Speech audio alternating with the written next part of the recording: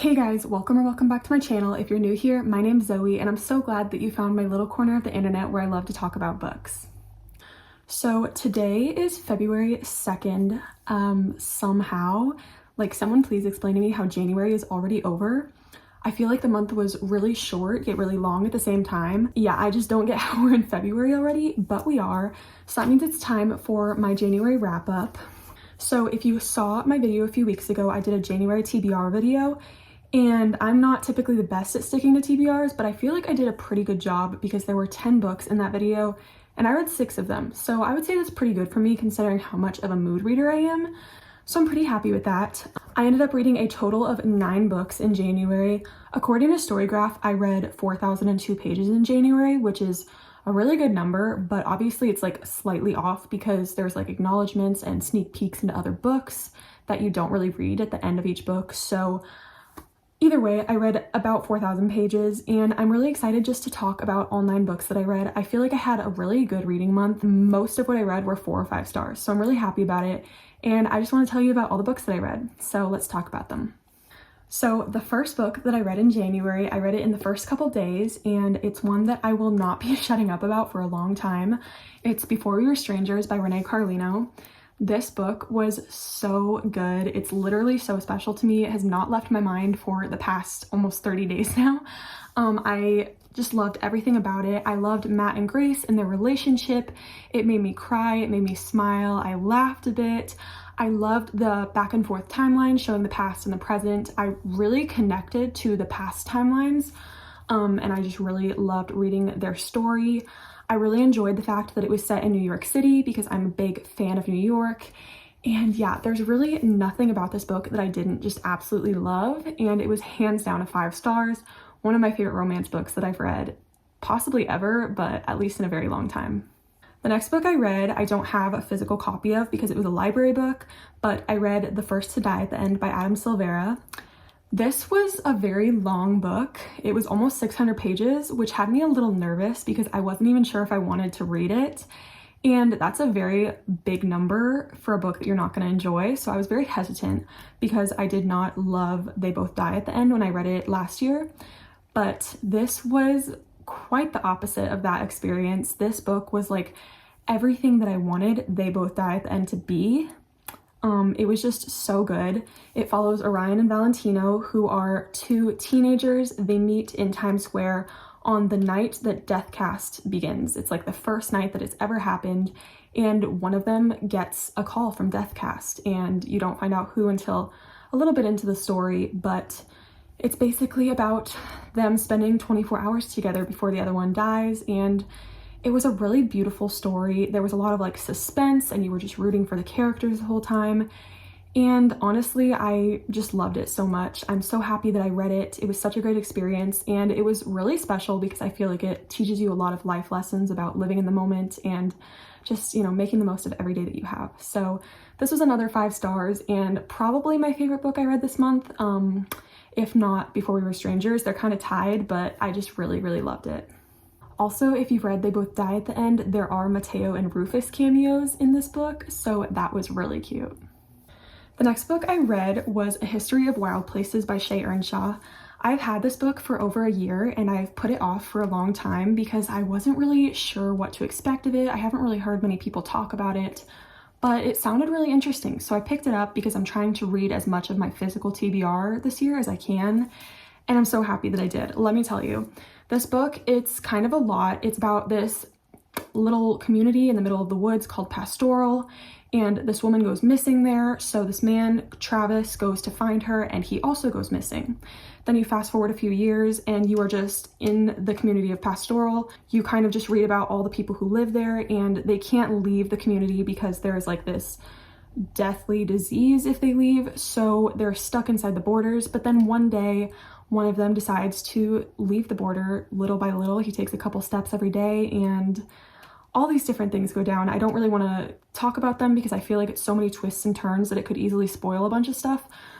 But this book was really good. It's kind of magical realism, a little bit of fantasy, a little bit of mystery thriller. It was just really, really good. It had me gripped from like the second chapter because the first chapter was really long and took me a bit to get into the book. But once it was good, it was so good. And I flew through it and I really, really enjoyed it. And I highly recommend giving it a shot because it's not something you hear about a lot, but I definitely think it's worth the read. So this was 4 stars. Next, I read a book that's very, very hyped up by so many people, and I was really excited to finally read it. Unfortunately, I did not love it as much as everyone else does, and that is The Midnight Library by Matt Haig. This book, I've had it for a little over a year now, and I've been waiting for the right time to read it. It felt like the perfect time in the beginning of the year because it's supposed to be like motivating and inspiring, and that's what I wanted to start my year with. So I picked it up, I read it in a day, and it was good. I enjoyed it, but I didn't like love it, which was so sad because when I said I was reading it on my Bookstagram, so many people were DMing me saying how much they loved it and it was their favorite book, and they hoped that I felt the same way. And unfortunately, I just didn't. There were like a good number of like quotable moments. I tabbed quite a bit, and I did really like a lot of the quotes in it, but I don't know if it was the characters or the story or what, but I just felt like I couldn't really connect with it. I just felt kind of bored the whole time, and sadly I did not love it as much as the whole rest of the world seems to. So I gave it a 3.5 stars. I still would say go ahead and try reading it if you're interested, because obviously I am in like the minority of people who feel this way, and I wouldn't say it's a bad book, but yeah, you could still give it a shot if you haven't read it and you're interested in it. It just wasn't one of my favorite books I've ever read. Next, I read another library book. I read Nothing More to Tell by Karen M. McManus. This is the author who wrote One of Us is Lying, if you're unfamiliar. I think I've read every book of hers except for one of them, and I think this is my second favorite book that she's written. This one was so fun, so many twists and turns. It follows this group of students who saw one of their teachers dead in the woods, and they know that it was a murder, but they never really figure out who did it. And then fast forward a few years later, one of the students at the school is joining this true crime show, and she opens the case back up to try to figure out who killed their teacher and what exactly happened. And she spends the whole book kind of interviewing all sorts of students and trying to get down to the bottom of it. And it is so fun. It's a really, really fun mystery thriller. It is YA, and it's not like super scary or anything. And I just had a really good time reading it. I really liked a lot of the characters. There was a cute side of romance, and I had a fun time. So I gave this one 4 stars, and I would highly recommend it. Next up, I read a duology. This was fantasy, and I honestly never saw myself reading this in a million years, but it was recommended to me, so I gave it a shot. I read Dance of Thieves and Vow of Thieves. Let me start with Dance of Thieves. Obviously, it's the first book. This book was so good. I feel like I'm just starting to get into my fantasy era this year. I'm just starting to really read it, and I was kind of nervous to start it, but I'm so happy I did. This book was so fun. I thought I would be like really confused the whole time and unsure what was going on, but I think maybe because it's YA, it was really easy to follow along. I had so much fun with this story. I loved Jason Casey. This book is like primarily like their romance, so it's like a fantasy romance, and I really enjoyed it. I adored literally every single character. Like everybody was so fun and unique, and I just had such a great time reading this book. So much happened, and I gave it 4 stars. Then we got to Vow of Thieves. This one I read in less than 2 days. I was texting my friend the entire time I was reading it, just like my jaw dropping over and over again. So much happens in this book. It's definitely less romance this time and more like political stuff. It's more fantasy, and oh my goodness, I enjoyed it so much. I loved it so much. Again, the characters were great. I think I loved the characters more in this book than the first one. I could not put it down. I just like devoured this book. It was so, so good. The ending was absolutely perfect. I almost cried at the end because it was just so sweet. And honestly, I could read like 10 more books set in this world because it's so interesting and fun. But it was a really good ending since this was the last book, and I just loved it so much. I gave it 5 stars, and I recommend reading this duology just for the second book alone because it's so good. So if you don't know, I've been on a journey to read all the Harry Potter books for the first time. I've read the first 3 like several times, but I just started actually reading the rest of the series in the last few months, and this month I picked up Harry Potter and the Order of the Phoenix as my 8th book of the month. And this one was so fun. I really enjoyed it. It is quite a brick. It took me about half the month to read, but I did enjoy it. I always love following Harry and his friends. You know, these books are just so fun, so wholesome, and I really enjoy them every time. I feel like this is the first book in the series that really strays away from just like innocent, you know, school and hanging out with friends type stuff, and more into like actual more mature stuff with Dumbledore's army and the Death Eaters and all the different stuff. It's like suddenly gets very real, I feel like, if that makes any sense. And obviously the kids are getting older, they're 15 in this book, so you know, they're able to do more now, they know more spells, they're better wizards.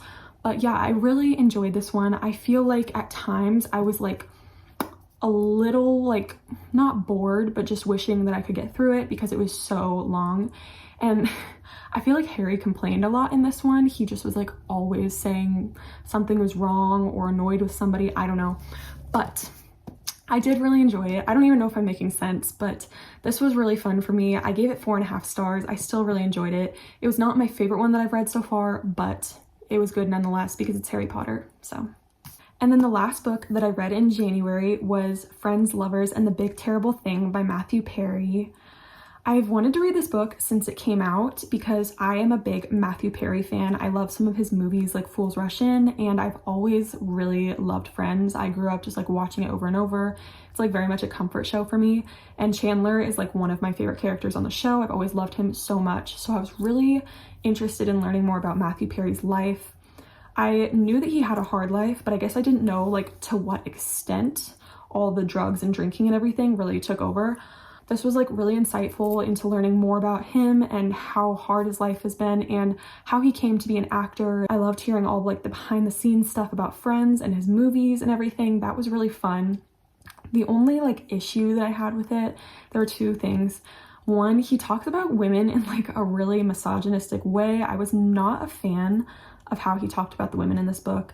He like just didn't treat people very well. There was like one point when he was just dating two people and like they didn't know, and I don't know, it just kind of like put me off a little bit, and I wasn't super into that stuff, obviously. And then also he like really bashed on some people for literally no reason, like Keanu Reeves and a couple other people. He would just like talk crap about them for literally nothing, and like he just was like thinking it was funny, I don't know. And I was like, why is that necessary? But aside from all that, it was definitely like dark comedy, but it was funny. I found myself laughing several times. I really enjoyed learning about his life, and again, so much stuff about Friends, which I really enjoyed. And yeah, I mean, I still had a good time. I'm so glad I read it, even though I had some issues with it. And I did not rate it because I don't rate memoirs, because that's like people's life. I feel like that's just too personal to really be rated because it's like judging their life basically. So yeah, no rating. So those were the 9 books that I read in January. I feel like I read a lot of really good books. I read 3 5-star books and 4 4-star books, so I feel like that's really good. I'm trying to be a little more strict about my rating system this year, but I just read really good books. I mean, what can I say?